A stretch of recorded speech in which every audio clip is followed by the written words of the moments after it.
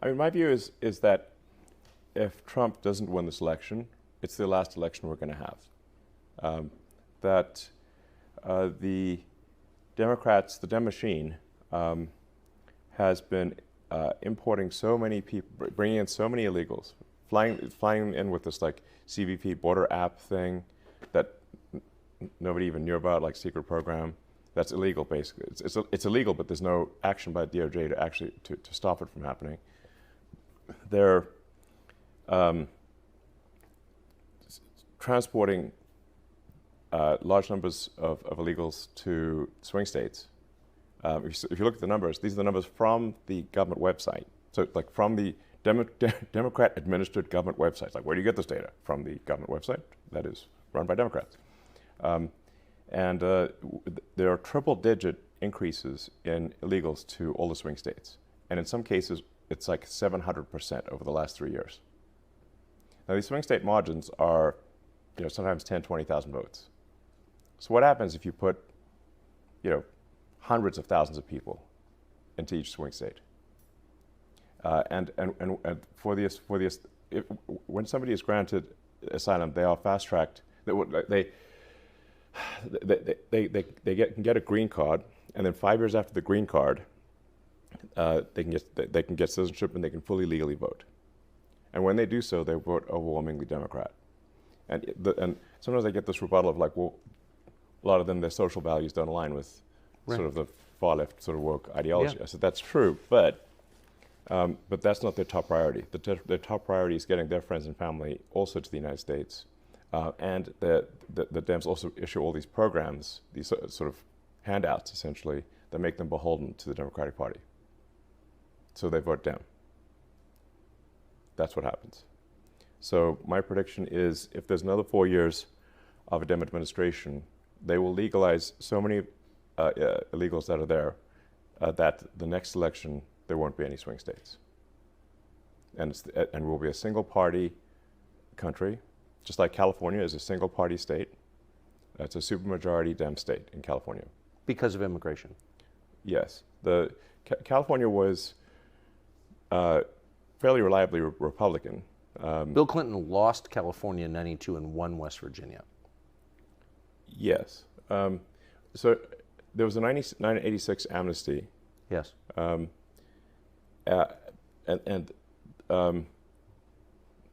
Thereafter, California trended very strongly Dem, and is at this point, I think, 65-70% Dem, something like that.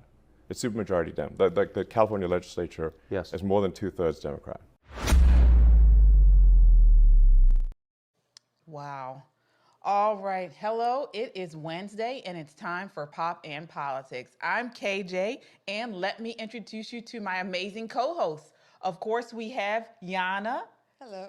Shelly E. Hi. And back with us tonight is Nicole Bennett. Hey, everybody. She is the director of the Black Conservative Federation. How's everyone doing tonight? Wonderful. Glad to be here. Excellent. Excellent. All right. So as I always say, like, share, and subscribe to our channel. We're on YouTube and Rumble, and you can listen to us on Apple Podcasts and Spotify under the name Pop and Politics. Here on YouTube, your super chats and donations go a long way in helping us produce conservative content. Any amount is appreciated. Guys, this is not just a podcast. This is a movement of God-fearing, truth-seeking, America-loving people that value freedom.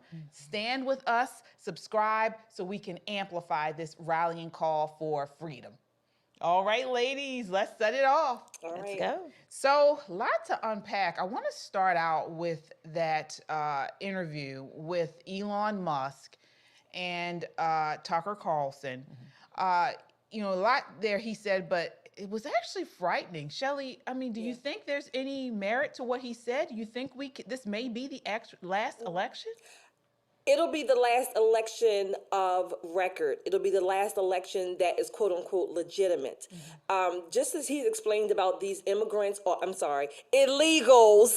coming to the swing states and being packed. Keep in mind that the Democratic Party, they want to do the same thing with the Electoral College. And if you get rid of the Electoral College, then you're only going to have a handful of states that really will be the ones where the votes come from. That will be no politician has to campaign across the country because the other parts of the country won't matter. It'll be the big states that have the quote unquote democracy votes. So what Elon Musk is saying, and by the way, Elon Musk is an immigrant.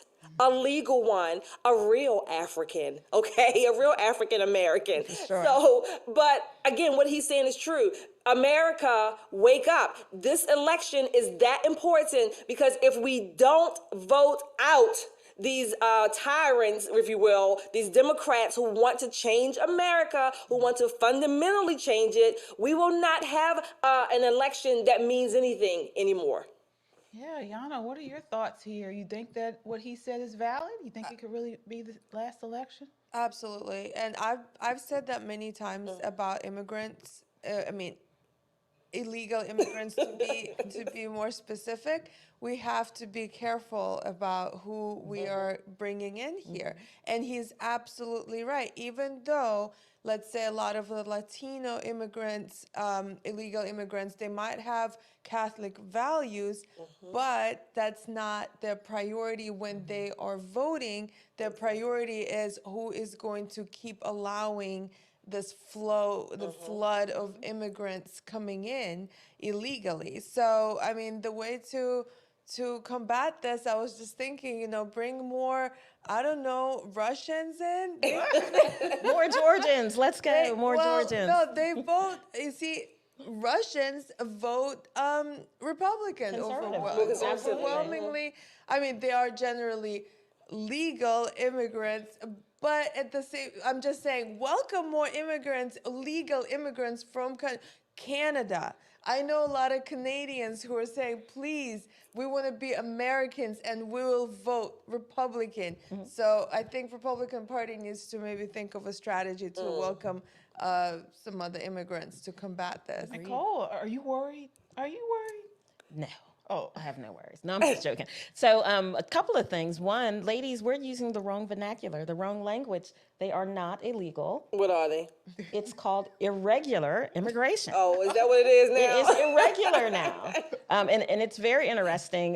When we think about some of the themes that Elon brought to the fore, one of the things I think that we miss is that when people come here, they want the American dream. It's the reason why they've come.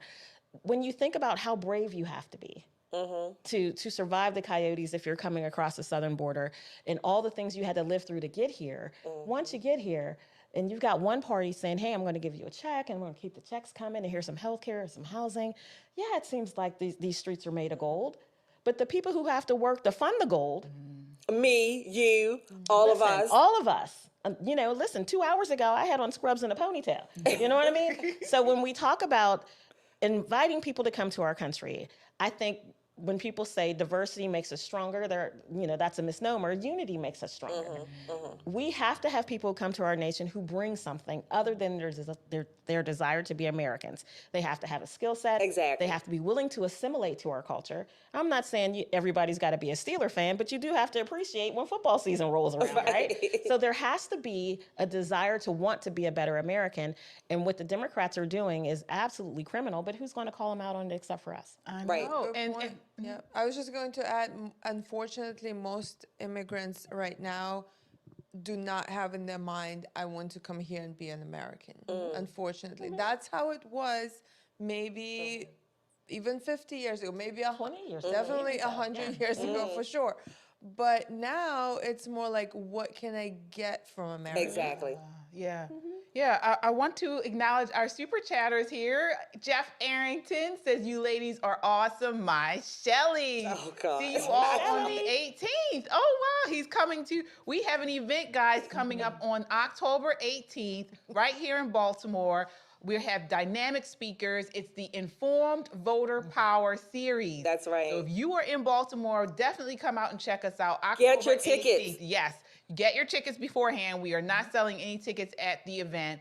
You can go to Eventbrite and you can either go to our YouTube. We have a link there with the QR code, or you can go to Eventbrite, put in the search term Informed Voter Power Series, and guess we have speakers. Yeah. We have Maj Maj Touré. Yes. We have Chad O. Jackson, Chad will be there. Giovanni Patterson, and I'm missing one. I know I am. Dave Anderson. Anderson. I'm sorry, Yes. Dave. Sorry, Dave. There you are. Yes. There's the link. Yeah, there's the link. So definitely get your tickets today. We are almost at capacity, so you do not want to miss out. All right. So I want to just run by, there's a lot of stuff going on, and we have a lot of stuff to cover tonight, but there's some news that we are following. And I want to get you guys just a quick hit on the news that's out today. So we have here Hurricane Milton, of course, is churning toward Florida's west coast. Tampa Bay area, more than 3.3 million people are facing possibility of widespread destruction. National Oceanic Atmospheric Administration has previously predicted that this would be a hurricane season, a very high hurricane season, and the hurricanes would be strong. Ladies, what are your thoughts there? I mean, I know the fall, October time, it's particularly in the southern seas, if you will, it is a hurricane season. I'm just praying for these people. I can't even imagine how you get noticed something like this, and you have to pack up, your family, your pets, all of your belongings, whatever you can carry, and get the hell out of Dodge. I mean, I hope they do, go to safe places, but it's just so overwhelming. And like before, we're going to have people who politicize it. Like I'm thinking, this lady named Kamala Harris. We're going to get into that. We're going to get into that. I'm praying that Milton knows how to calm his ass down. For sure. I want to move on to an Afghan national. An Afghan national who came to the U.S. following the Biden-Harris regime's failed withdrawal out of Afghanistan was arrested by the DOJ for plotting an ISIS-inspired election day terror attack. Nicole, we just talked about illegal immigrants, and now this. I mean, but the way Kamala Harris says it, they're not committing any crime. Listen, the vetting process that they said that these irregular migrants... Illegal. These irregular migrants are going through is not sufficient. This Tawadi, I think is how you pronounce his last name, has been watched. He's been on the list. When we're letting combat-age young men into this nation, we got a problem. We're actually importing people who hate our country. Exactly. We're setting ourselves up for a great fall. The thought of attacking Americans when we're out doing our most sacred civic duty to ensure freedom for everyone. The reason why most people come to the United States. Elections are sacred. I know we do a lot of arguing, bickering, and fussing. The truth of the matter is nothing makes you more American than casting a ballot. And this guy wanting to disrupt that says a lot about the reasons he really came to this nation and why we need actual immigration policies that work. Yeah, absolutely. I do want to acknowledge a super chatter here. Thank you so much. We have Kung Fu CJ with the $5 super chat. Says the firefighters union is not endorsing Democrats. Wow. Good. Well, good for them.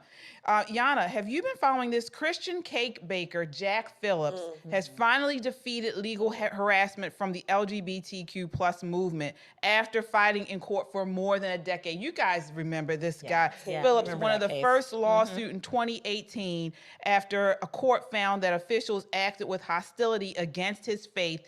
Now the Colorado Supreme Court just dismissed the second lawsuit after saying that the attorney who filed the lawsuit did not follow the proper process. They have been 10 years. terrorizing this guy because he won't bake a cake. Right. I remember when it started, like that was ages ago. Yeah. That's ridiculous. And the fact that these people won't give up, like that just shows that they are just vicious. They want to destroy Christians. Yes. Like this is the fight. Instead of, so this is not about it wasn't about their day or like their wedding or whatever. It wasn't about that. No. It was a fight against Christians. If it was about the cake, they could go somewhere else. Really. Absolutely. No, but they just want to destroy everything that is proper and traditional in this country. Yeah, absolutely. And then another story we're following, Kamala Harris's husband, Doug Emhoff. He has been known as the second gentleman, but according to recent reports, he's the second coming to Harvey Weinstein when it comes to misogynistic, creepy woman beater. So 2009, he impregnated his child's nanny. Then in 2012, he slapped his then girlfriend. Allegedly. Right, allegedly. Right, he's being accused of this stuff. So, and now out today, his Los Angeles law firm that he's with, he manages are saying from 2006 to 2017, he's been called creepy, lecherous, and again, misogynistic, according to the Daily Mail. Oh, they called him the wife guy, right? Yeah, Isn't that what it is. Jen Psaki did that interview and she's kind of Right. gushing all over him? She's like, oh, you're like a wife guy. No, apparently, or I should say allegedly, he slapped his then girlfriend so hard that she spun around. Wow. But kudos to her, she slapped his blankety blank back. Yeah. Twice. He's Yeah. like, who you think you putting your hands When on? he was on that That's show, crazy. when he was interviewed, and when Kamala was interviewed on whatever that show was recently, nobody asked about that. They didn't even bring it up. And the Daily Mail, I think, is the one who broke this story. That was already out. But nobody, no quote unquote journalist even asked them the question, like, what is this about? What are they talking about? Are they lying? What's the real story here? What's your part of the story? Again, this second would-be abuser, allegedly, is going to be possibly in the White House. It's something just doesn't add up here. This, to me, not only is Kamala Harris this for a selected candidate, if you will, but it seems like all of this is pro forma, it's performance, it is planned. There's my alliteration again. It's planned. I can't think of any other logical reason other than this stuff is planned. And I'm gonna keep saying it, Americans, you better get out there and vote. For And I sure. mean vote against however you wanna say it, vote for Trump, vote against Harris. I don't care what you wanna call it, how you frame it, but you do not put these people in office. We will not have a country. Barack Obama said fundamentally transform America, and that's what the hell we're going to have. And the fact that I haven't heard anyone ask Kamala about that. Nope. That's what I'm saying, yeah. As much as she It's talks blacked about out in the media. Yeah, as If much as she this stands up for was women, a Republican candidate, girl, it would be done. Nonstop. It would be they over. would be asking that person, what is going on with your spouse? Why did your spouse did this or that? And, they will just hound that person. Yeah. No, not a question. Nothing. They were Nothing's on been a that blackout. podcast. She was on that podcast called Her Daddy. Right? Yeah. Call, yeah. So, this is a podcast that's fundamentally about women, highly sexually charged, but, we're adults and adults do adult things, right?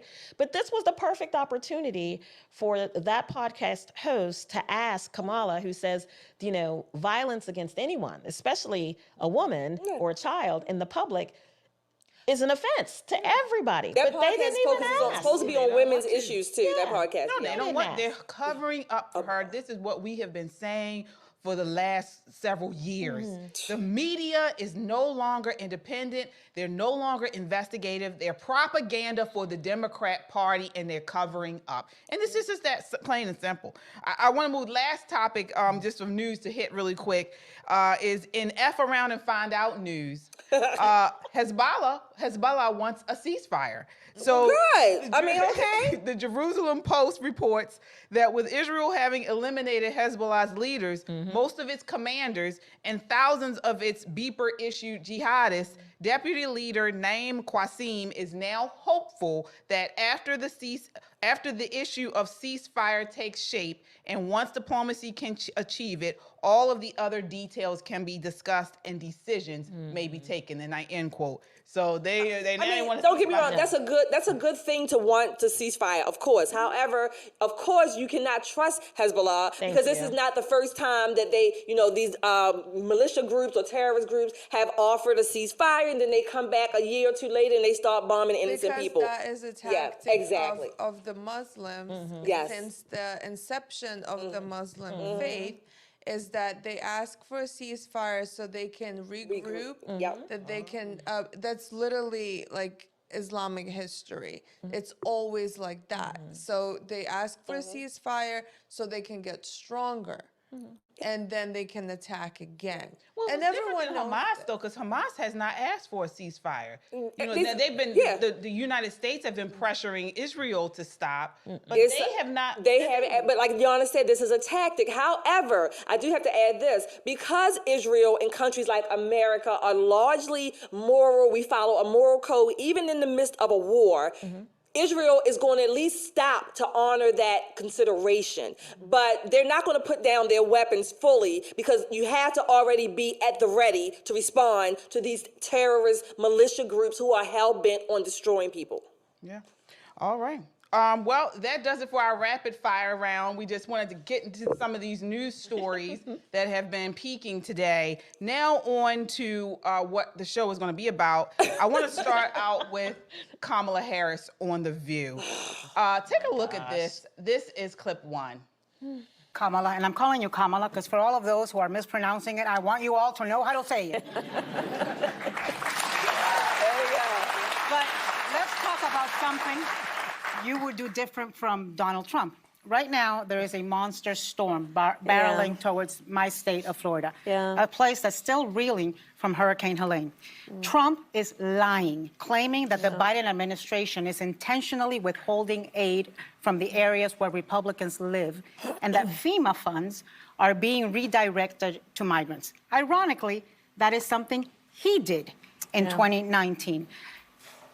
What do you think the effect of these lies are, and why is he doing this? Well, it's profound, and it is the height of irresponsibility and, frankly, callousness. So lives are literally at stake right now. I traveled to Georgia and to North Carolina after Hurricane Helene. In Georgia, I met a woman who, just days earlier, her husband was killed in their home by a fallen tree. Days later, I met with her and her daughter. You can imagine the pain, the shock that they are still in about what they experienced, what they witnessed. I mean, we're talking about real human beings and their lives, and them losing everything. Everything. This woman lost her husband, her child lost her father. People are losing their home with no hope of ever being able to reconstruct or return. And the idea that somebody would be playing political games for the sake of himself, but this is so consistent about Donald Trump. He puts himself before the needs of others. I fear that he really lacks empathy on a very basic level, to care about the suffering of other people and then understand the role of a leader is not to beat people down, it's to lift people up. Absolutely. Especially in a time of crisis. Her under any circumstances. Never her. She's My so Lord, my Lord, whiny. My Very goodness. nasally. It's painful. It's painful. And real human beings, like babies in the womb, are they human? You say they're not human, right? You talking about sucking them out by vacuum, but you want to talk about real human beings. Shelley, what did you think about that? She's insufferable. And unfortunately, we have to talk about her, because she's right. There are real people who have been harmed by these storms and words. So, but she is making this about her with this faux, it's these are real people. And she's sickening. I mean, no, first of all, let me tell you why. Even if, let's say Donald Trump was lying about FEMA funds, right? Let me tell you why they are making this an issue. FEMA, like any other bureaucracy, is so bloated. They have so many different programs that they do give money to illegals out of some of those programs, which are ultimately funded by taxpayers. So the problem is the transparency. There is none. So Americans don't know where their money is really going, when and to whom. We don't know those things because things are so, what I call, governmentally laundered with our money. So maybe if we had transparency to see where every dollar that was allocated and how it was spent, maybe we wouldn't have room to make up lies, if that's what you're saying these are. But Karine Jean-Pierre, KJP, said it herself, that in 2020, FEMA funds were diverted or given to illegals. Yeah. I don't want to say irregular again. Come on, Shelley. But the truth of the matter is, a group of senators have gotten together and sent a letter to the White House in anticipation of the White House asking for yet more money. And in part, the letter says Congress has appropriated over $30 billion, that's billion with a B, dollars to FEMA for fiscal year 2024. Your administration has spent over $650 million on FEMA's border-related programs in fiscal 2024. Who's coming to the border? What does that mean? Since taking office, the Biden-Harris administration has spent around $1.5 million on, or I'm sorry, $1.5 billion with a B dollars on FEMA's border-related programs, the senators wrote to Harris and Biden. The problem that the senators are having is they want an accounting. Show us where the money is.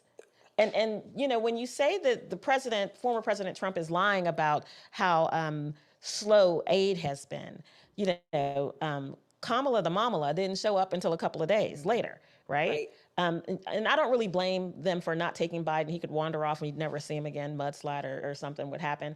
But for her, you would think she'd be ready, boots on the ground. No. You would think she'd be, oh, the Mamala? Oh, I think she'd be there.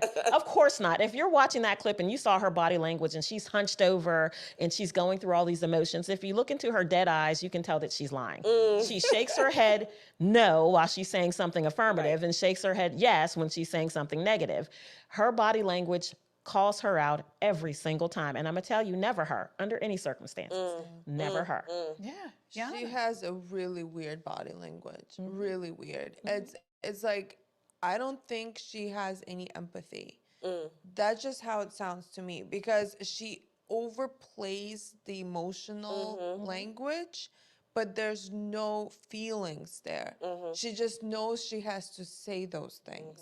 They told her that she has to appear like she cares, but it's just so obvious that she doesn't. And then about the FEMA for the illegals, it wasn't there.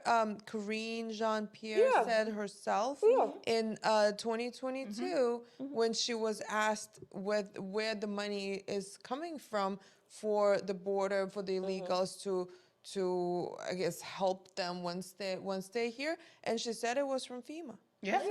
And now she's trying to deny it. Well, FEMA gives the money to the Department of Homeland Security. Homeland Security funds the programs. So you know how Democrats play with words. Technically, FEMA's not directly giving them the money. They're funneling it through other organizations. Government money laundering. Like they need housing, they need food, whatever it is. Well, they had housing where they were. You know, I'm all, if we're going to spend emergency management money on irregular, illegal, aliens, immigrants, migrants, whatever they're going to be this week, I don't have a problem with the black van picking them up, putting them on a plane, and taking them back to where they were before. Either. You know, I don't have anything against people who come to this country looking for a better life, but there is a process that you have to follow. And when you cut the line, you make the people who've been waiting in line angry and devalue that process. And it's not fair. No. It's inherently not fair. You wait 10 years? Every year, and I say every year, I mean every year, October the 1st is the federal fiscal year, right? So technically right now we are in federal fiscal year 2025. Yes. Every year, money is allocated for all sorts of programs, agencies, you know, directors, and all kinds of things, grants, whatever you want to call it. And every year, what's being done is that Congress will allocate money, and that money is spent on one thing, but then it's backfilled during a year because they always need more. They need, you know, continuing funds, things like that. This is why I say most of our government, our agencies need to be gone. They're bloated. Big government, they are bloated. They are fatter than the American people. Okay, than we can afford. Exactly, for sure. exactly. I mean, so when you think about how much we pay in taxes, you know, our income is taxed, and then the things we buy are taxed, and then later on we get some extra taxes. And if you live in Maryland, there's taxes about your taxes. So, you know, we get taxed a lot. And there are some people who feel like, okay, that tax money goes for roads and schools and great programs and things that we love that makes us uniquely American. And that's kind of true, but a lot of that money goes to agencies whose mission is to study a mission for another agency. Exactly. You know what I mean? Exactly. So things grow exponentially. I'm all about people having great careers and living a wonderful life. I just don't feel like we have to fund it with public dollars. When you take a look at what's happening in North Carolina with Hurricane Helene, the top people who are helping are private charities, Samaritan's Purse. You know, my friend Dave. Bethany, Frank? Yeah. Yeah. Go ahead. Immigrants of any kind should not be getting any public assistance. I agree. I don't understand why we need to give any money to any immigrants. Legal or illegal? Of course. Legal immigrants never, like, I came here as a legal immigrant. My parents came here as legal immigrants. We came here to work. Right. And make money. I mean, we all know how immigrants do struggle because they come here and they have to, you know, find a cheaper place to live, live in a small place, you know, as a big family. That is normal. It's normal for Americans to struggle too. Right. Yeah. But that is a normal experience for an immigrant because immigrants come here for opportunities. Right. Opportunities to make money. Exactly. Not to receive money. They didn't pay into the system to receive the money. I see what you're saying. And we pay into it, and if I need it, I couldn't get it. First of all, I see say what that. that's something that's not really brought out much. Like what? I mean, okay, we have the refugees. There is a category that of charitable, you know, programs that America has for refugees, and refugees do get refugee assistance because they came from a place where they couldn't live. They literally could not live. Right. Like they had war, famine, whatever it is. They can't go back there. An immigrant who came here for economic opportunities, who actually is safe back in his country, maybe there's, you know, just life is not as you know, as they want it. Yeah, not perfect, but they're not gonna die over there. We don't owe them anything. Right. Yeah, that's very true. Agreed. I do want to acknowledge a super chatter here. Thank you guys so much. All right, let's see here. We have Kung Fu CJ with the $2 super chat says Trump used those funds to deport illegals. Okay. And we had another one, I thought.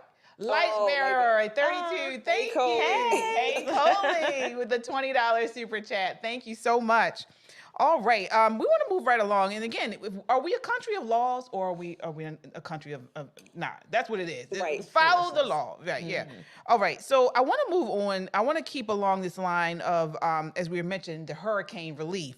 So DeSantis and Biden both confirmed they've been in contact with one another, but Kamala Harris came out just within the last couple of days and said that DeSantis was not returning her calls. This is DeSantis, Governor DeSantis of Florida responding. This is clip 7. The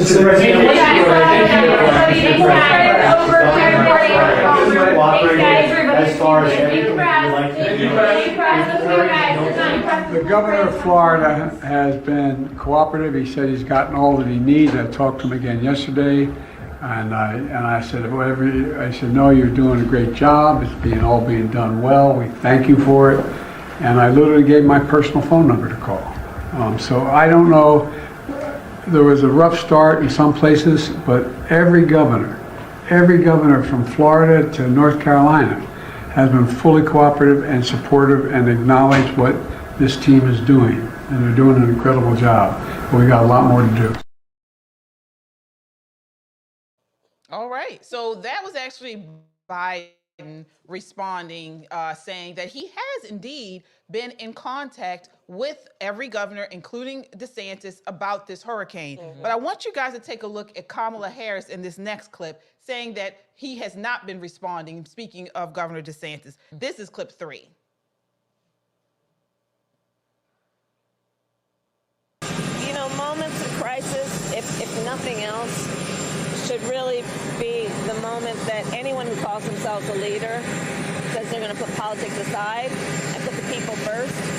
People are in desperate need of support right now, and playing political games with this moment in these crisis situations, these are the height of emergency situations, is just utterly irresponsible, and it is selfish, and it is about political gamesmanship instead of doing the job that you took an oath to do, which is to put the people first. And I've been in touch with both FEMA and the president, as well as marshaling all our state agencies and working to support our local communities. And so for Kamala Harris to try to say that my sole focus on the people of Florida is somehow selfish is delusional. She has no role in this. In fact, she's been vice president for 3.5 years. I've dealt with a number of storms under this administration. She has never contributed anything to any of these efforts. And so what I think is selfish Has she ever is her called trying to before? blunder into this. No. And here's Has the she ever thing. called before? She has no role. No, she has no role in this process. I'm in contact with the President of the United States. I'm in contact with FEMA director. I'm obviously managing all our state agencies. We're supporting all our local government. And I will say this. I've had storms under both President Trump and President Biden, and I've worked well with both of them. She's the first one who's trying to politicize the storm, and she's doing that just because of her campaign. She's trying to get some type of an edge. She knows she's doing poorly, and so she's playing these political games. I don't have time for political games. I've got people whose lives are on the line. I've got people whose homes and their possessions are on the line, and we are focused 100% on that mission. I'm not worried about playing her political games. And so she is being selfish by trying to blunder into this when we're working just fine. Yeah, she's being a bitch. Yeah. She's being a nasty bitch. Shelly. She's being a bitch, and she doesn't even know why. She's only being a bitch because somebody told her to say that, and she doesn't know. She does not know what was. All they said was, VP, say this because this is what we heard. How's DeSantis? She has no clue. She did not think of that on her own. That's how ditzy she is. So he's right. It was a big blunder, just as she is a blunder for blundering into that conversation. Biden, to his credit, he has my number. Yeah. He embarrassed her. Yeah, he really basically did. said, Yes. look, let the men play. We got this. Mind your Sit business. your ass down. Mind 4 your business. years, Yeah. and I remember the storms. He's been in storms throughout the last 4 years. Exactly. And he is. Florida They has always them. compliment each other. Yes. This has never even happened to say this nonsense Go cook until some collard this greens. woman comes in, and now she's trying to, create issues. Go cook some collard greens. I think Joe Biden, honestly, I think he hates Kamala. I agree. I I have heard so I many think he does rumors. too. I have heard rumors of, Yeah.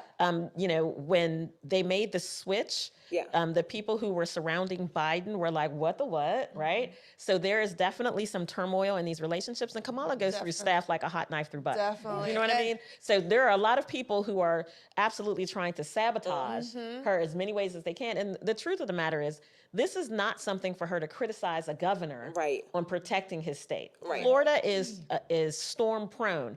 There's this Exactly. duality in life that if you live in paradise, you can expect a few bad things to happen, Exactly. right? So he's prepared.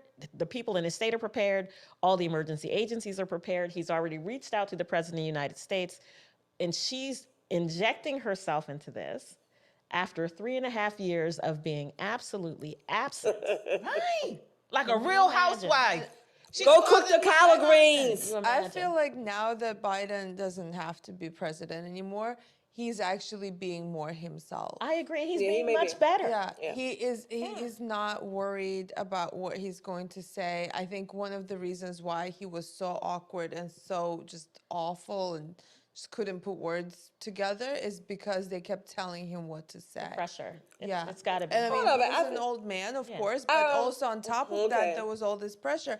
And I mean, he was putting on a MAGA hat like a couple of weeks ago. Because that's the dementia. That is the dementia. That's the No, dementia. I think he's doing That's the dementia. I think he's doing it because he hates Kamala, and he's like, I don't care. I mean, at this point, I hope she. That may be a part of it, but Biden has his own baggage even before the last 4 years. That's very so true. I'm not ready I think to he's just. just like, I don't give a damn. He Y'all might done be pushed that me way. out. Listen. Y'all done pushed me out the pasture, Yeah. and now I'm going to do what the hell I want to do. But he gonna still say has this. dementia. When Trump wins, Possibly, but he's also like a salty old Yeah, man. that's Yes. true. I agree. I'm going to I say agree. this: when Trump wins, the Democrat that's going to cheer the loudest is going to be Joe Biden. He's going to get his lick back. Oh, y'all pushed me aside for this. She didn't even win. Yeah. You know. Yeah, I want to. Speaking of that, I want to go back to this terrible interview on The View with Kamala Harris, and she finally admitted she finally took full ownership of all the disastrous things that have happened while she and Biden have been in office. This is clip 2. Take a look. Well, if anything, would you have done something differently than President Biden during the past 4 years? There is not a thing that comes to mind in terms of, and I've been a part of most of the decisions that have had impact. They've had these questions so for weeks. here we are. So she totally admitted that, and I do have some reporting. So behind the scenes, apparently, Sunny Hostin asked if Kamala could sit next to her, thinking that if she had 2 of them, Kamala and her sitting side by side, they'd actually equal a black woman. So, you know, Whoa. Sunny did say she asked the producers if they could sit Kamala next to her. So, you know, they both want to be black so bad. And they say, if you sit us next to each other, we will equal a whole black ass woman. But wait a minute, I love what about Whoopi? They got half a Whoopi? Did you see that facial expression when Sunny asked the question? First of all, the way Sunny asked it was like, I'm ready to give you this question. It was almost like like she was giving her a hint. The way she's like a moderator at a debate, like she slowed down, right? Yeah. And then Kamala with her you know, like that's her thinking face. Yeah, like her thinking face. She again, that little all that space in her head was like, oh, well, what am I supposed to say to this? I mean, she's just ditzy. She's embarrassing. I've said that. She's embarrassing. She's had those questions for weeks. But she's still embarrassing. Do you believe voters are attributing all of the disastrous things that have happened to Kamala? What do you mean? So do you think that voters are actually ascribing all of the issues we've had in the last 4 years to Kamala, or do you think they think that she's going to be different than Biden? Do they see that it's not going to be any different? It may actually be worse. Okay, I'm going to say it. I know y'all going to get mad at me. There are millions of Americans who believe her, and unfortunately, millions of those millions look like me and you, right? Because she's a black woman. So they are buying into that. They are running, you know, lock, stock, and barrel with that. That's all that matters. It doesn't matter how unintelligent she is. It doesn't matter how she's been in the office with Biden and has put forth nothing that would support this community that she claims to be a part of. None of that matters. It doesn't matter about her policies that she supported with all these illegals coming in, taking over Chicago, New York, places where many people that look like me, now they don't have the resources for their own children. None of that matters. All that matters is that she is claiming to be a black woman. So, I mean, the reason why she responded the way that she responded to that question is because otherwise, if she said, no, I would do something different, it would require thinking. Right. And it would require her to say what she would have done differently. But she can't think of anything. What? Because then she would have to go into it and explain how she would have handled the economy differently, how she would have handled the border differently, or the pullout from Afghanistan differently. No, that would require a lot of thinking. And that was like, you know, when you're like bombing your interview, you know, like an employer interview, and they ask you, have you ever had a conflict with your previous employer or employees? You know, can you tell us about that? No, I never had a conflict. You know, I think Yana is right. One of the things I think is she's scared to death that someone's going to ask her a follow-up question. You know, and we saw that during the vice presidential debate with JD and Tim. The problem with Tim was he's not prepared because he hasn't done enough interviews to say, okay, he's going to ask me if I like chocolate cake. He looks like he's going to ask me about chocolate cake.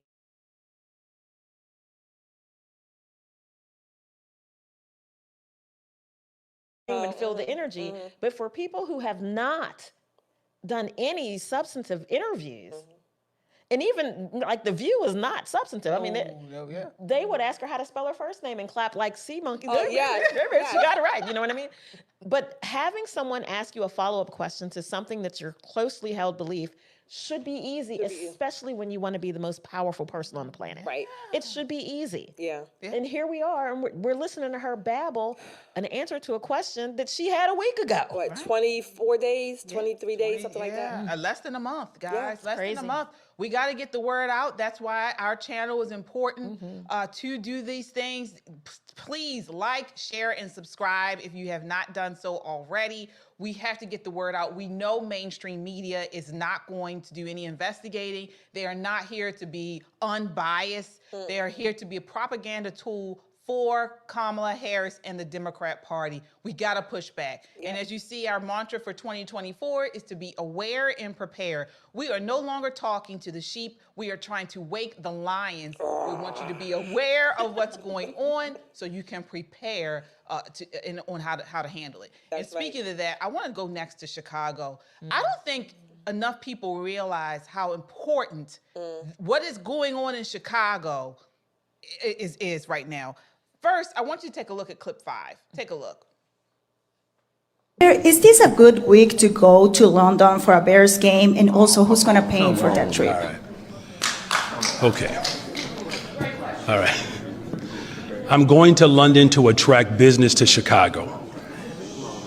Okay? I'm going to London to attract business in Chicago. But are you going to the game? Hold on a second. Because you already know the answer to that. But I just want to make sure that you do the people of Chicago service. Because I have to be very honest with you. It's pretty jacked up the way you frame that. Right. It is. It is. It's disrespectful and condescending that the black man is going to London for a game. It's disrespectful. It is. And people get away with that too much. They do. The governor went to Tokyo. The governor went to Tokyo to attract business. The mayor of Chicago is going to London to attract business, and while I'm there, I'm going to root for the Chicago Bears. That is so pitiful. Don't ask him any questions because he's a black man. You know, black men don't like to answer questions. That's the dumbest thing I ever heard. Shelly. Well, first of all, mayors and governors, they do go to other countries. They have these sister city programs. I think it's a waste of money. I think it's like this taxpayer funded. It's just a way for them to get a free trip and write it off as a business expense for the city or the state, right? That's number one. Number two, again, he's effectuating this overly emotional response, and you know, it's jacked up the way you framed it. All she said was, "Are you going to Chicago to the Bears game?" And I mean, over in London to the Bears game. Why do you have to go over to London to go to a Bears game? So, of course, they got to add all that in. Brandon Johnson reminds me of a mayor named Brandon Scott, right? Is it the Brandon Scott? It's the Brandon. And they are some overly emotional, I think a little unstable black men. Well, I mean, first of all, he's a black man. Let's establish that right now. And you don't question. And he may just very much like the Chicago Bears. I mean, he is. But the Bears aren't going to London. He is, right? Well, he's going to London because they're going to London. Right. Okay. But I wonder if when they go, you know, play the Lions in Detroit, is he going to Detroit to attract people? Because that's more likely than people coming from London to come to Chicago. But what I think this new crop of young Democrat black men who are in power, what they have discerned is they scare people when they say that. How dare you ask me, a black man, a question? And then the press, who's scared to death to offend any black person, goes, oh crap, he's black, and I asked him a question. Wait a minute, stop right there. So in other words, he's feeding into the media narrative that black people are dangerous. Because if the media are afraid, because he's a black man and that's scary. No, she's not. I'm saying that. I'm saying, so that's basically what he's doing. He is perpetrating the same media perception that black people are dangerous because the media are afraid now because he's this black man. They're not afraid he's dangerous. They're afraid to offend. Right. Well, okay. They're afraid that, you know what happens is someone speaks a modicum of truth. And then the next day, or maybe a little bit later on that night, people take to their keyboards and on X, and they just light them up, and they dig up, you know, the girl they poked in the eye in 3rd grade, and she's blind, and all this other foolishness. And so, because they've created that culture of this big homogenous blob, and we all have to be alike, and we all have to think alike, except for the people who have melanin. They're a special class. They're protected, right? You can't criticize them. Let's criticize him. Let's criticize him. I was in Chicago like 2 months ago, and I'm gonna tell you, he needs somebody to criticize him. That city is absolutely beautiful. It is breathtaking, some of the architecture and the art that's there, but the crime, let me tell you. Oh yeah, it's like, well, Baltimore now has surpassed it. Right. What were you saying, yeah? And any public servant who is living off of taxpayers' money, like our money, should not have that kind of response to a journalist. She has the right to ask him that question. Absolutely. Because it's the people who are funding that trip. And we have the right to know if he is appropriating that money correctly. Right. So to have that kind of haughty response, like, how dare you ask that question? What is he? Why is he behaving like royalty and not like Because that's what they think they are. public servant? We just said we have created a culture right now where you cannot ask Black people questions. Right. You can't question them. You can't ask them about the truth. Look what happened to Ta-Nehisi Coates. Yes. Did you guys see Ta-Nehisi Coates? Mm-hmm. He wrote a book. He was in an interview, I believe it was on CBS. CBS. And a white man was pushing back against the thesis or the theme of the book. Right. And now they're saying, was he fired? I don't think he was but let so go. far he Yeah, wasn't. let go. He was let go to Cooper? I think he was let Oh go. my gosh, they just did that then. That was It was just recently. I think he was actually That was let go today then. They because must have done it said today. They didn't like the tenure or how he was speaking to Ta-Nehisi. I saw the whole interview. I think we're going to talk about it a little later. It was nothing wrong. He just asked them questions about a book. You can't do that. No. I mean, and they made it a deal because I think his name is Tony DeCouple, I think. Yeah. He's Jewish, right? Oh, okay. Now, supposedly, these two, he and Ta-Nehisi, are friends as well. Right. So they always have these kind of sparring debates, right? But because he did it on CBS, in these editorial standards, a journalist? This man is a journalist. A journalist cannot ask hard questions. Nope, not anymore. Can't challenge you on your own thesis. Again, nobody has to agree with it. All he's saying is, okay, defend what you wrote. Exactly. That's it. And we are at a disservice when this type of thing is allowed to happen. Absolutely. Because what happens, we don't get to the truth, and then these Black politicians, like here in Baltimore, like in Chicago, like in Philadelphia, give their ass to us to kiss. And we are supposed to take it because no one will challenge them on what they're doing. And that leads me to what's going on in Chicago. Nicole, you had mentioned it. So there's a lot going on, and I want to take my time with this. The city of Chicago's public school system has been a state of educational collapse for decades now. Tons of debt while having increased amounts of money poured into the system. Same stuff that's happening here in Baltimore.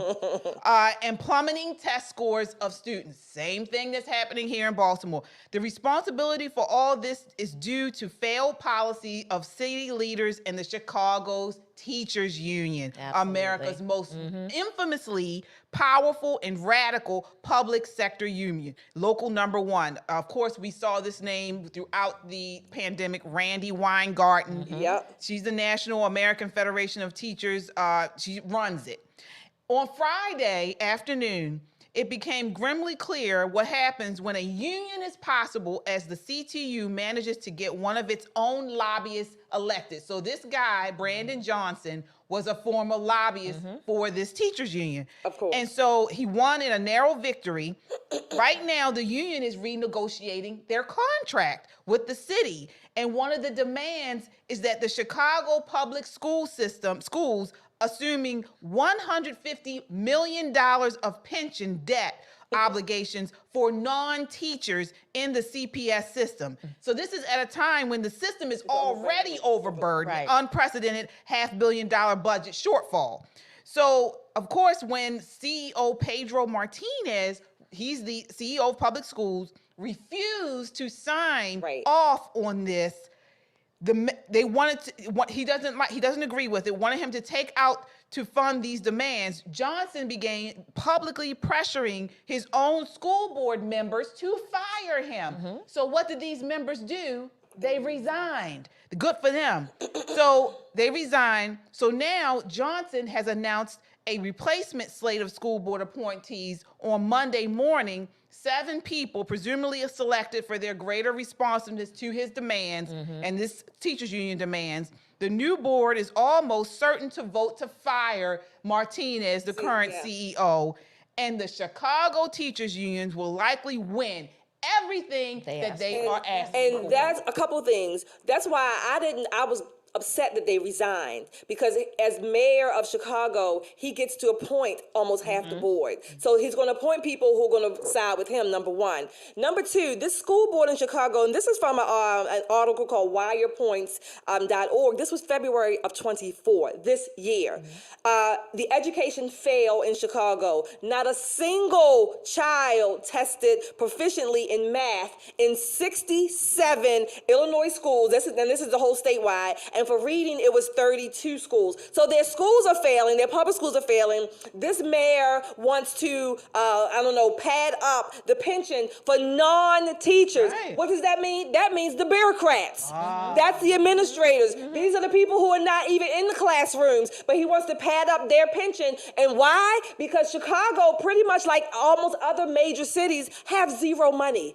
They spend everything they get from taxpayers, and they don't allocate and allot it to where it's supposed to go. So you wouldn't need $1 billion loan to pad up their pensions if the taxpayers' money was going where it's supposed to go. You wouldn't need that. You wouldn't need that if you have so many, if you didn't have so many bureaucrats and administrators with these huge salaries who are not even delivering the services to the students. You wouldn't need all of that. So now that these board members have resigned, to my dismay, he's going to, by law, by Chicago standards and law, he can appoint, I think, up to 10. I think he can appoint up to 10. So now he's going to appoint these people who are going to vote to fire the CEO, who is really taking a stand for the right thing. Yeah.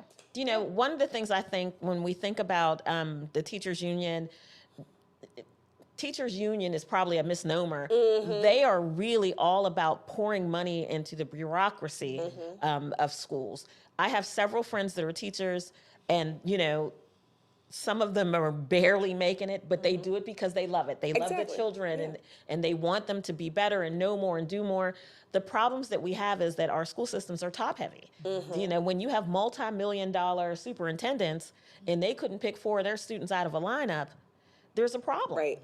So we're doing it upside down. And to right that ship, we have to stop electing school board members based on who the union says. I say this all the time, every election cycle we have in Maryland, stay away from them poison apple people. Stay away from them, because they're not looking out for the best interest of your children. They're looking out for the best interest of their members. And that's exactly what unions do. That's what they do. And I'm not mad at them for it. I'm just saying, don't do it at the cost of our taxpayers' dimes. Right. Don't do it at the cost of our children. If we're going to raise, or put more money into the school system, that money should go to the teachers first. The people who actually spend their time educating our children, with our children, those are what I like to call, being in healthcare, our frontline people. You pay the front line well, and you don't have to worry about the top half. Right. Yeah. I mean, from what I know about teachers unions, is that they are not helping. They're making things worse for the schools. They're not. Let's say there were situations where they don't even allow volunteers to come and work, because they would say, "Oh, that's taking away jobs from our people." When parents want to come in to volunteer, they're not allowing parents to be involved in children's lives. So they're really actually enemies of the children who are there claiming to serve. So the education system in the public school system in the United States is so corrupt that this is what might be the reason why America might have a real crisis in the future, because the future generation is not getting what they should be getting from education, and I don't know what the future will hold. Well, this is by design, folks. Yeah. And that was my next question, but I want to piggyback off of what you said. This is by design, because when you fail to educate the next generation, we have a generation of idiots. Yep. And they are more likely to do what they are told instead of critically think about what to do in this world. And so when you have people that are there to do what they're told, these are Democrats. These are the ones they use and abuse, and they can tell them who to vote for. And instead of them saying, well, wait a minute, this won't help my family. This won't help my community. This is actually going against that. No, I'll give you tickets to the next Beyonce concert. You that was Megan Thee Stallion. Sexy Red and all that. Sexy Red. You know, we give you some chicken and you pop them up on weed. You know, all these kids now doing weed. You know, fail to educate them. And this is the kind of electorate that they want. But my next question is to you all. So this is in Chicago, and we know this playbook. It's here in Baltimore. It's in Philadelphia. Should Republicans, should suburbanites, rural people care? It's not. Oh, absolutely. Why? Oh, absolutely. I want to follow up with my question, but similar to what you're saying, absolutely. Republicans, conservatives, suburbanites should care because it's still taxpayers' money, and a lot of suburban. No. They might not attend the schools in these urban areas, but it's still taxpayers' money. Number one, for that state, from that area is going to be spread around that whole state. Number two, the people that are being left open, if you will, not being taught. They're going to come in contact with these people. Don't think that because you live in suburbia or wherever that you have, fences.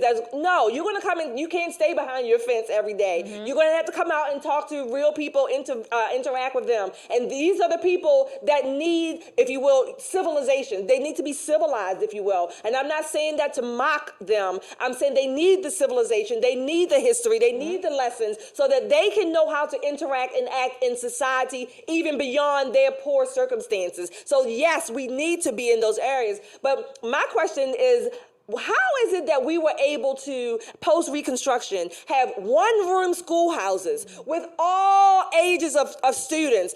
Maybe 2 books, if that. One teacher taught all these different subjects, and these people came out with an education. How were we able to do that then? But we can't do it with billions and billions of dollars being disseminated all across the country in public schools. Well, family life. It was different. It was definitely different because back then, you act up in that one-room school if you want to. Whoever's daddy's walking by is taking care of that problem. Right. But I think to answer KJ's question, for people like me who live in a rural area and, a taxpayer here in the great state of Maryland, we talk about how many of our tax dollars get poured into Baltimore. Do you know? And people grumble, oh, Baltimore's sucking up all our tax dollars. It's not fair, that kind of thing.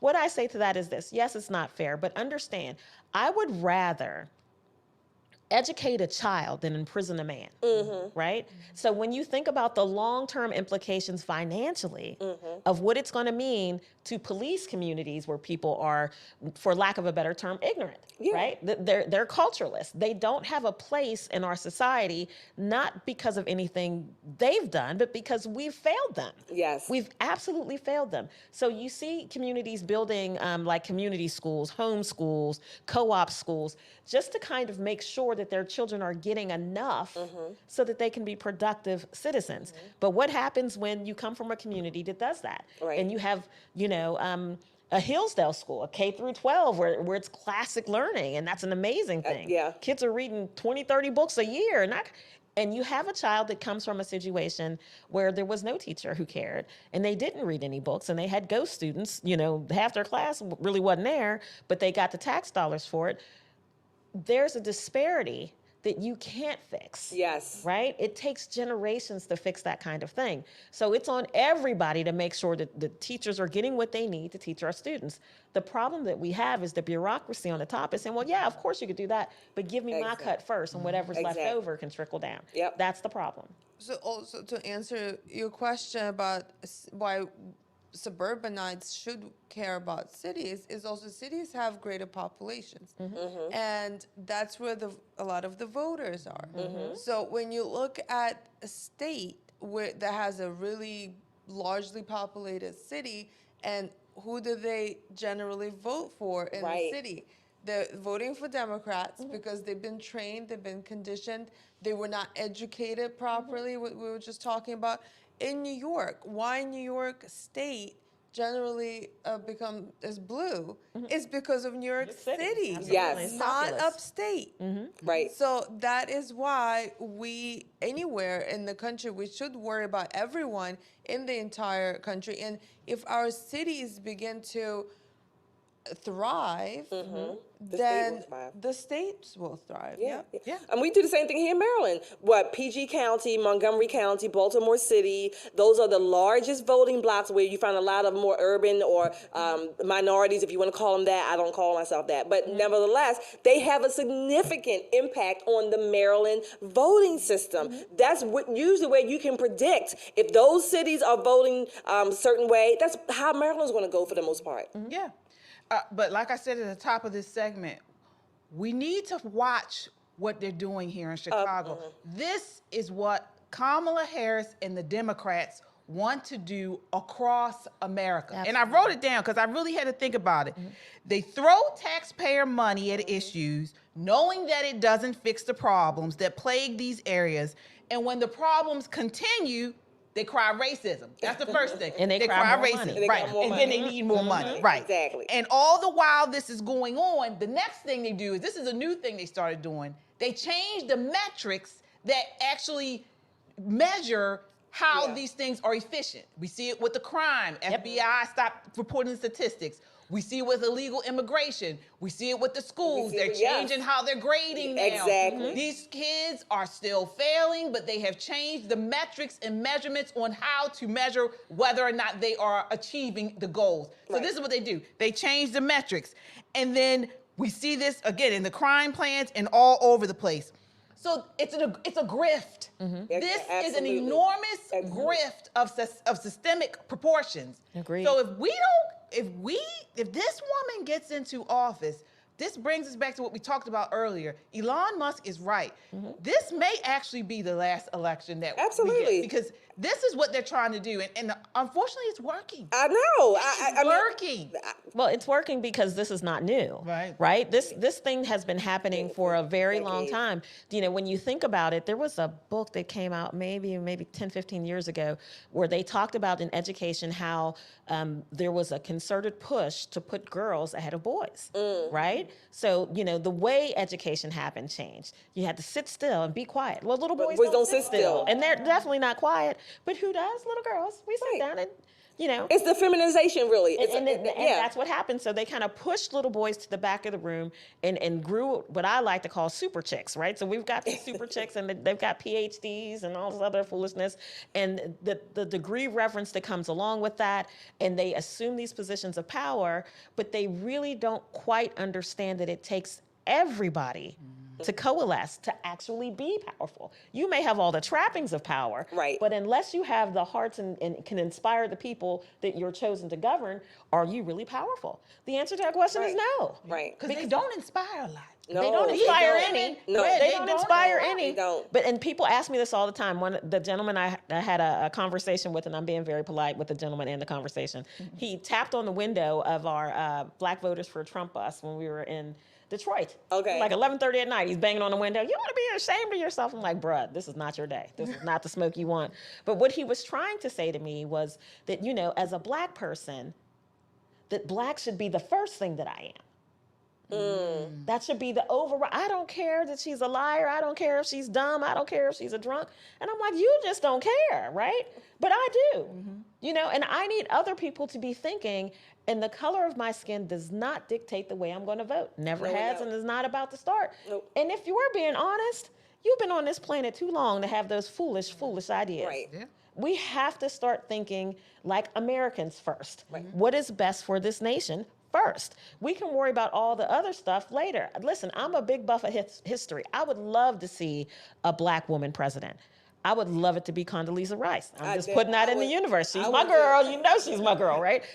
I am all about pro-girl, go woman, but I'm more of an American than that. Right. What's best for this nation It's should not Kamala Harris. supersede all of this other foolishness. I'd love to see, you know, more lipstick in the White House. There's plenty of lipstick in the White House. We don't need that. Wearing it. And the candidate who is running, that shouldn't be his or her first thing that they say about themselves. Exactly. Right. Is their race or gender. That is how they discredit themselves.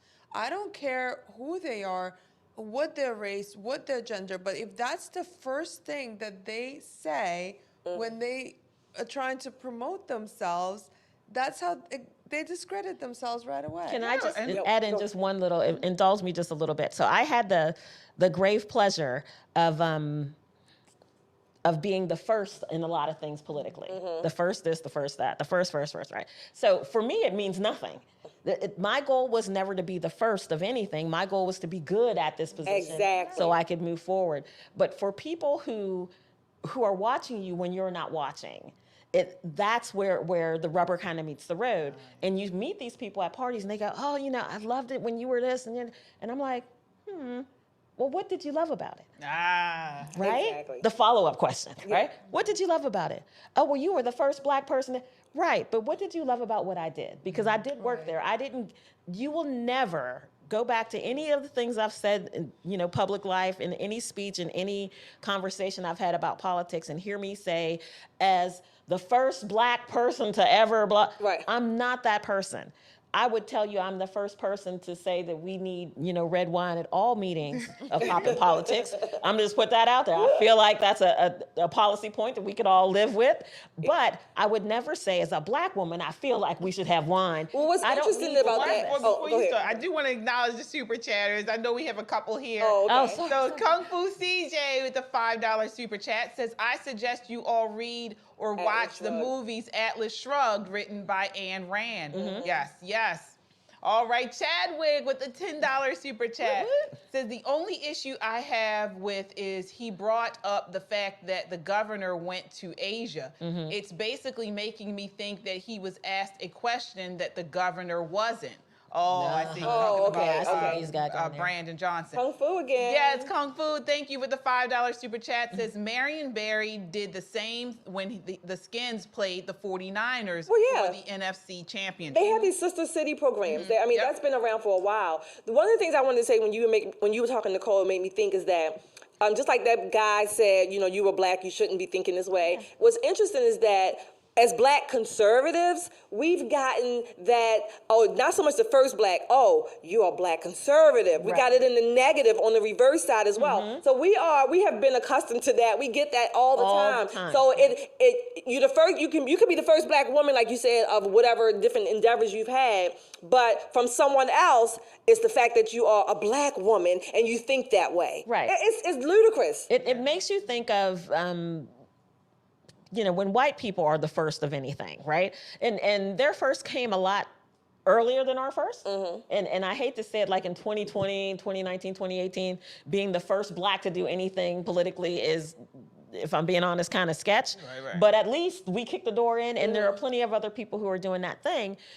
The important part, though, is for the people who are watching, the kids who are watching, or the other people who aspire politically who are watching, I don't ever want you to think that being Black is enough, because it's not. No. It's not. And in certain corners, it's not a plus. Well, it's for sure a minus. This is the whole you know what I mean? Behind Biden and Kamala. They think it's enough. It should be enough. It should be enough for them to be president. It should be enough for you to vote for her. It should be enough. Let me see it. Scrapping Beauty, $5 super chat, says every American kid deserves school choice. Absolutely. Make education competitive for all. Absolutely. Thank you guys so much. It used to be that way. Yeah, we appreciate your super chats. Thank you. Please keep them coming. I want to move on to this next topic before we go tonight. So this is a viral TikToker. This guy from the UK. He decides to post a heartfelt tribute to Black women in opposition to Andrew Schultz's viral video, where he berated Black women. If you guys haven't seen it, definitely check it out. He did a video where he was talking about Black women pretty badly.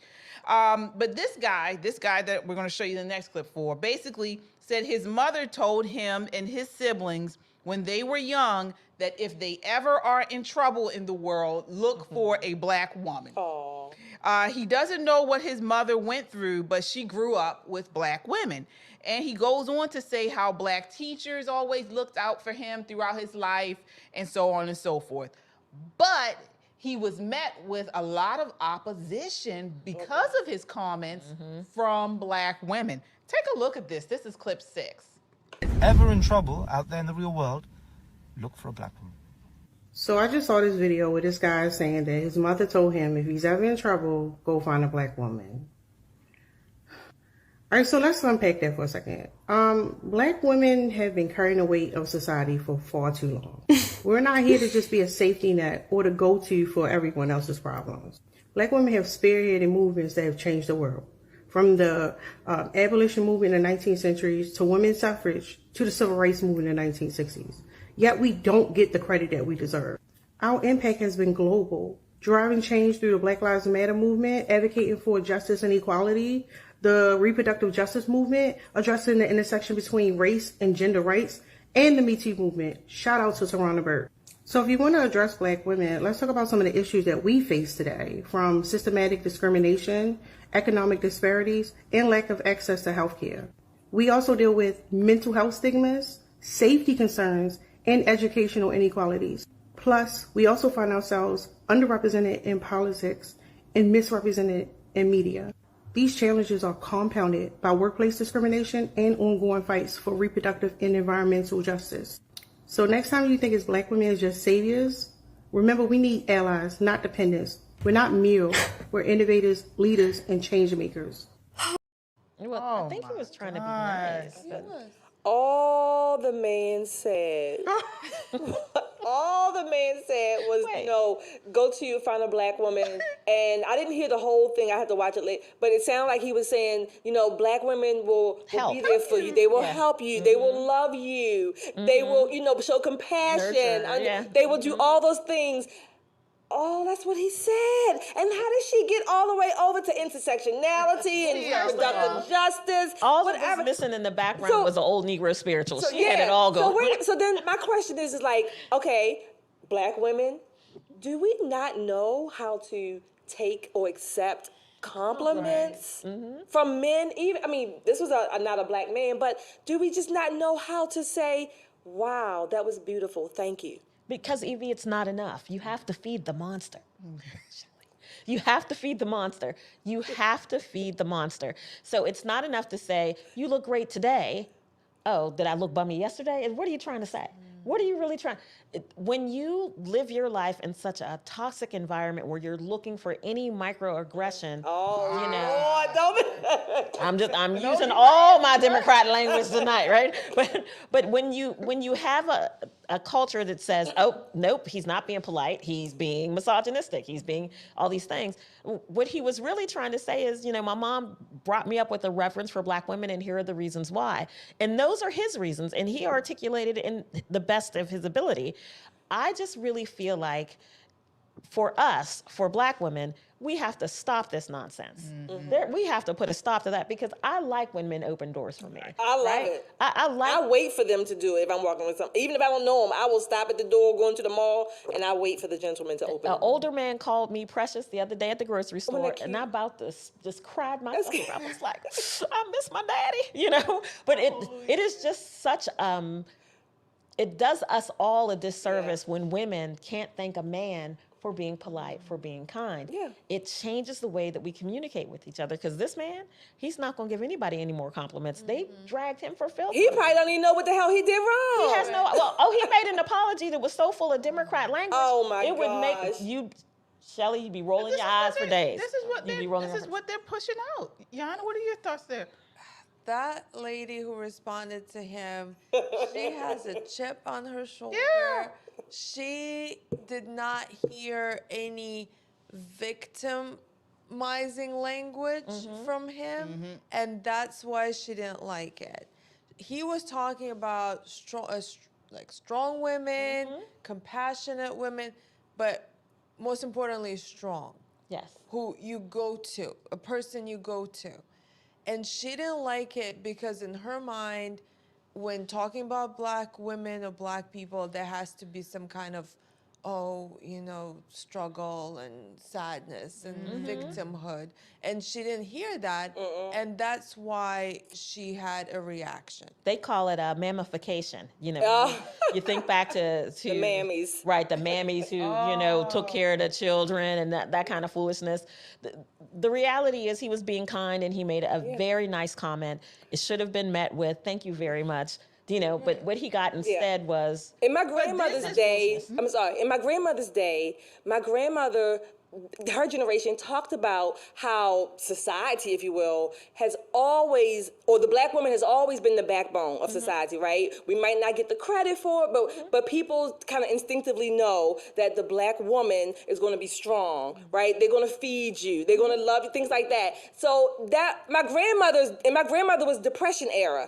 They knew that. Her parents or family knew that, but we don't seem to know that today. And whatever struggle people go through or groups of people go through, it makes them stronger. Absolutely. And that is something that you should be proud of those challenges that you have, your ancestors have gone through. To be that strong person that man chose to do the tribute, or his mother said that about, you should be proud of it, not try to now beat him down for what? What's the thing that I find kind of ironic is you're right, they do exactly that, but then they create this false sense of superiority. You know what I mean? So October 11th is Black Girl Day Off.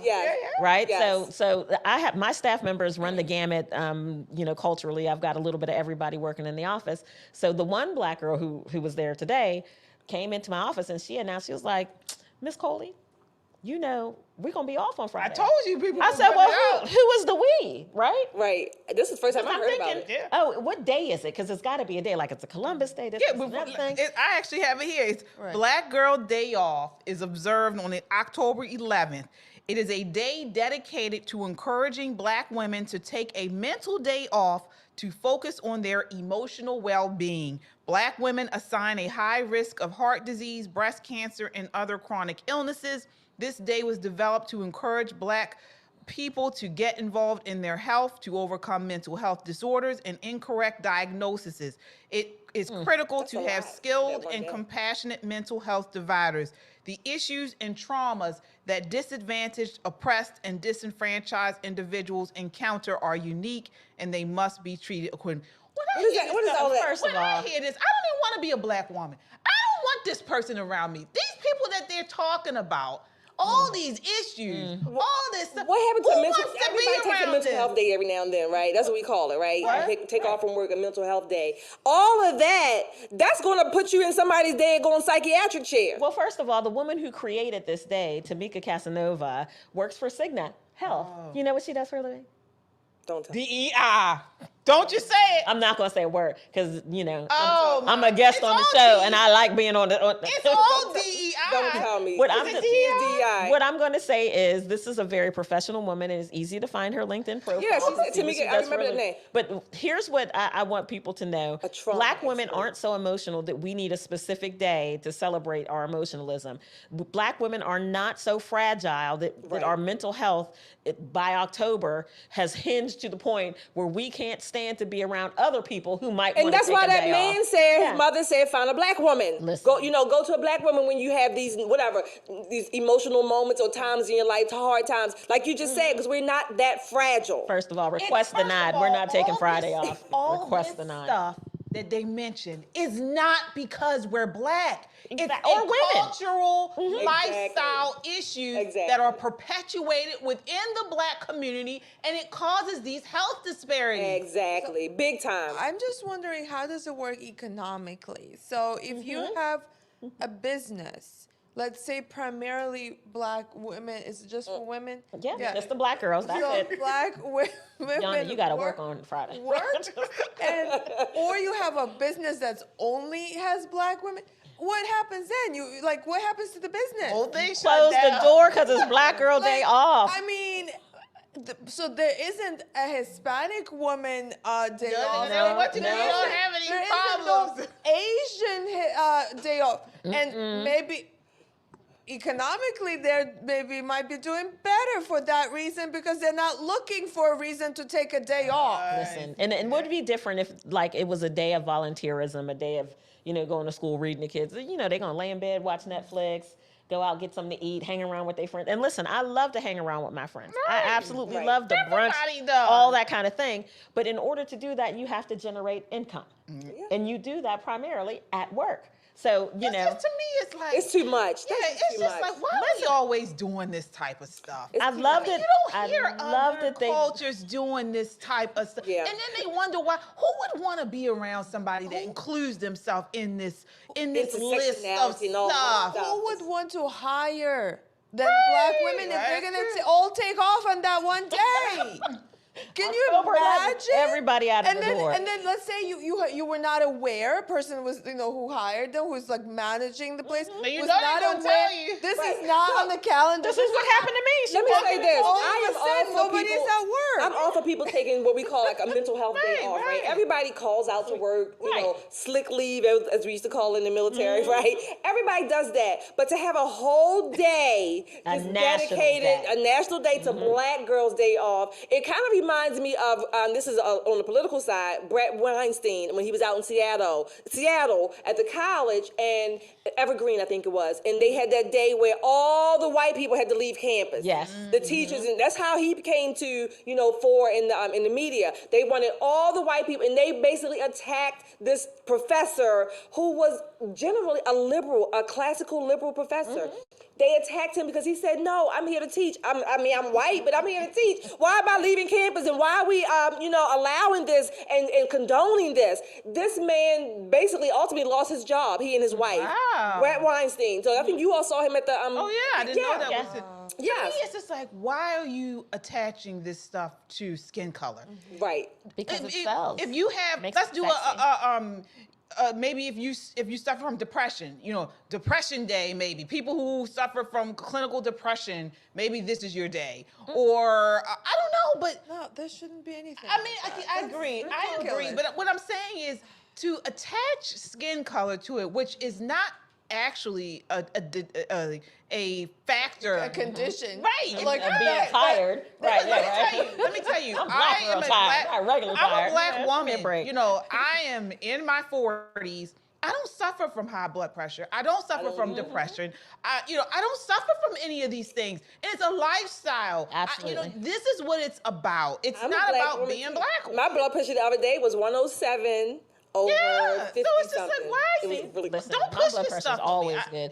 But here's the thing. I think, you know, we do ourselves a great disservice when we do these kind of things. But when you take so much out, you have to replace it with something. And this is what they're replacing it with.